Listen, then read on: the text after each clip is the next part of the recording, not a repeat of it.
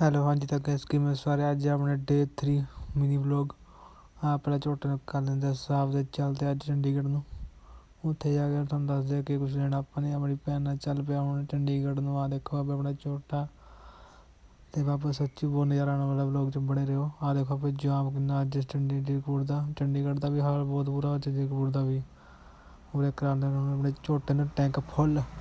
ਮੈਂ ਬਹੁਤ ਖੁਸ਼ ਹਾਂ ਅੱਜ ਬਹੁਤ ਜ਼ਿਆਦਾ ਕਿਉਂਕਿ ਆਪਾਂ ਨੇ 360 ਲੈਣ ਆਇਆ। ਦੇਖੋ ਬਾਬਾ 360 X4 ਦੇਖਣ ਆਇਆ ਸੀ ਮੈਂ ਚੰਡੀਗੜ੍ਹ 'ਚ 22 ਸੈਕਟਰ ਫੋਨਾਂ ਦੀ ਮਾਰਕੀਟ 'ਚ।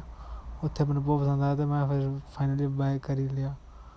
ਮੇਰੀ ਭੈਣ ਨੇ ਮੈਨੂੰ ਦਵਾਇਆ ਵੈਸੇ ਤਾਂ ਪਰ ਬਹੁਤ ਖੁਸ਼ੀ ਹੋ ਰਹੀ ਆਪਾਂ 360 ਹੁਣ ਤਾਂ ਵਲੋਗ ਇਹਦੇ ਗੱਲ ਬਣੇ ਕਰਨੇ। ਤੁਸੀਂ ਬਸ ਲਾਈਕ ਕਮੈਂਟ ਸਬਸਕ੍ਰਾਈਬ ਕਰ ਦਿਓ, ਸਪੋਰਟ ਕਰੋ ਬਸ ਹੁਣ ਭਾਈ ਨੂੰ ਆਪਣੇ ਨੂੰ ਮਿਹਨਤਾਂ ਜਾ ਰਹੀਆਂ ਆਪਣੀਆਂ।